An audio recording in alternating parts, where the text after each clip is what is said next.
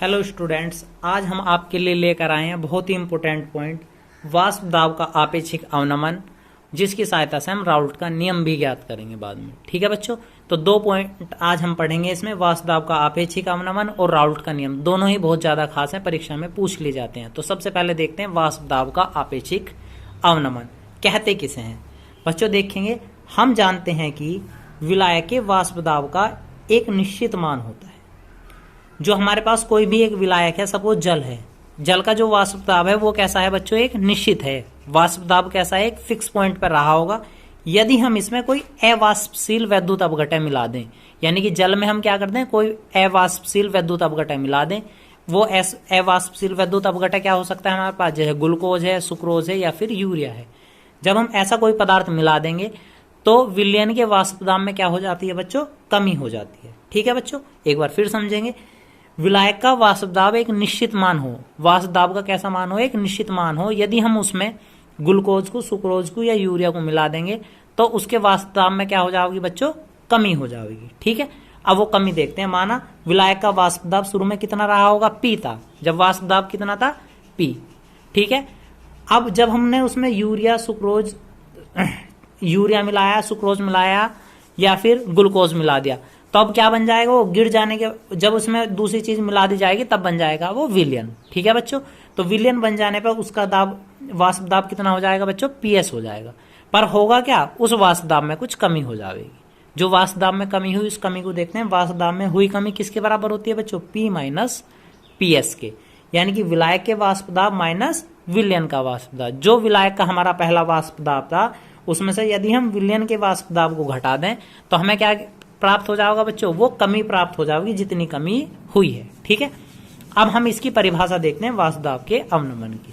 देखते हैं, वाष्प दाब में हुई कमी, जो हमारे वाष्प दाब में जो अंतर आ रहा है या कमी हो रही, तथा विलायक के वाष्प दाब के अनुपात को, विलायक के वाष्प दाब के अनुपात को वाष्प दाब का आपेक्षिक अवनमन कहते हैं। ठीक है बच्चों, यानी कि जो हमारे पास वाष्प दाब में हुई कमी थी, बटे में क्या करेंगे, विलायक का जो वाष्प दाब था, जो भी हमारे पास विलायक का वाष्प दाब रहेगा उसके अनुपात को ही हम क्या कहेंगे, वाष्प दाब का आपेक्षिक अवनमन। देखेंगे, वाष्प दाब का आपेक्षिक अवनमन कितना हो जाएगा बच्चों, वाष्प दाब में हुई कमी, क्या सूत्र था, पी माइनस पी एस, बटे में क्या आएगा, विलायक का वाष्प दाब। विलायक का वाष्प दाब क्या था बच्चों, पी। ठीक है, उम्मीद है आपको समझ में आ गया होगा। अब देखते हैं राउल्ट का नियम, जो वाष्प दाब के आपेक्षिक अवनमन पर ही निर्भर है।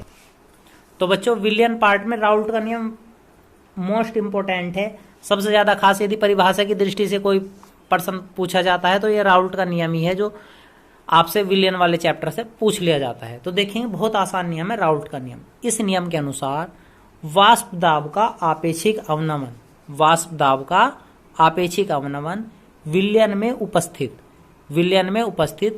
विलय के मोल प्रभाज के बराबर होता है। विलय के मोल प्रभाज के बराबर होता है। तो राउल्ट का नियम क्या रहा बच्चों, वाष्प दाब का आपेक्षिक अवनमन विलयन में उपस्थित विलय के मोल प्रभाज के बराबर होता है। ठीक है बच्चों, इसकी सहायता से हम एक सूत्र बनाते हैं, वाष्प दाब का आपेक्षिक अवनमन बराबर विलय का मोल प्रभाज। ठीक है बच्चों, विलय का मोल प्रभाज चाहिए तो वाष्प दाब का आपेक्षिक अवनमन क्या होता है, पी माइनस पी एस बटे पी, और विलय का मोल प्रभाज क्या होता है बच्चों, एन बटे एन प्लस एन। एन क्या है यहाँ, विलय के मोलों की संख्या, बटे में छोटा एन विलय के मोलों की संख्या प्लस बड़ा एन विलायक के मोलों की संख्या। ठीक है बच्चों, यदि हम n plus N is equal to capital N कर दें, n plus N is equal to क्या कर दें, कैपिटल एन, हम यहाँ मान रहे जो हमारी विलय की मात्रा थी वो कैसी थी, ना के बराबर, यानी कि नगण्य थी, बहुत कम मात्रा हमने मिलाई किसमें, विलायक में, इस स्थिति में। ठीक है बच्चों, तो n प्लस एन को हम केवल कितना कर देंगे, केवल कैपिटल में। ठीक है बच्चों, यानी कि हमने जो विलायक और विलय था उसमें क्या करा, विलय की मात्रा बहुत ज्यादा कम थी, तो विलय बहुत ज्यादा कम हो जाने के कारण क्या, केवल क्या बचा रह गया, विलायक के बराबर ही बचा रह गया। तो हम यहाँ लिखेंगे एन बटे कैपिटल एन। ठीक है बच्चों, आप सभी जानते हैं एन, छोटा एन बराबर क्या हो, छोटा डब्लू बटे छोटा एम। ठीक है बच्चों, और कैपिटल एन बराबर क्या हो, बड़ा डब्लू बटे बड़ा एम। ठीक है, दोनों मानों को हम इस सूत्र में रख देते हैं यहाँ। तो हमारे पास बन के क्या आता है, P माइनस पी एस बटे P बराबर छोटा एन का मान कितना, छोटा डब्लू बटे एम, और बड़े एन का मान बड़ा डब्लू बटे एम। तो अगली लाइन में क्या होगा, पी माइनस पी एस बटे में पी बराबर डब्लू कैपिटल एम बटे छोटा एम बड़ा डब्लू। ठीक है बच्चों, यह आ गया राउल्ट का नियम में एक संबंध, जहां P माइनस पी एस क्या है बच्चों, वाष्प दाब में हुई कमी, वाष्प दाब में हुई कमी। ठीक है बच्चों, P बराबर क्या था, विलायक का वाष्प दाब, विलायक का वाष्प दाब। ठीक है बच्चों, छोटा डब्लू, छोटा डब्लू बराबर विलय की मात्रा, क्या है बच्चों, ग्राम में। ठीक, और छोटा एम बराबर क्या, विलय का अणुभार, विलय का अणुभार। अब देखते हैं इसके बाद बड़ा डब्लू, बड़ा डब्लू बराबर विलायक की मात्रा, जो हमें किस में चाहिए बच्चों, ग्राम में। आगे चलते हैं, बड़ा एम विलायक का अणुभार।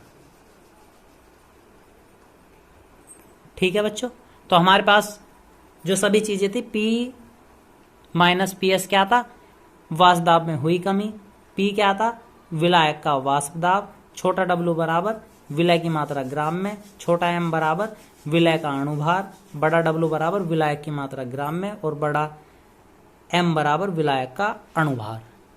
ठीक है बच्चों, तो ये सभी इसकी ये थे राउल्ट के नियम पे जो आपको एक सूत्र बनाना था। अब देखते हैं हम राउल्ट के नियम की कुछ सीमाएं। सीमाएं कभी कभार पूछ लेता है, तो राउल्ट के नियम की ये सीमाएं बहुत इंपॉर्टेंट पॉइंट है।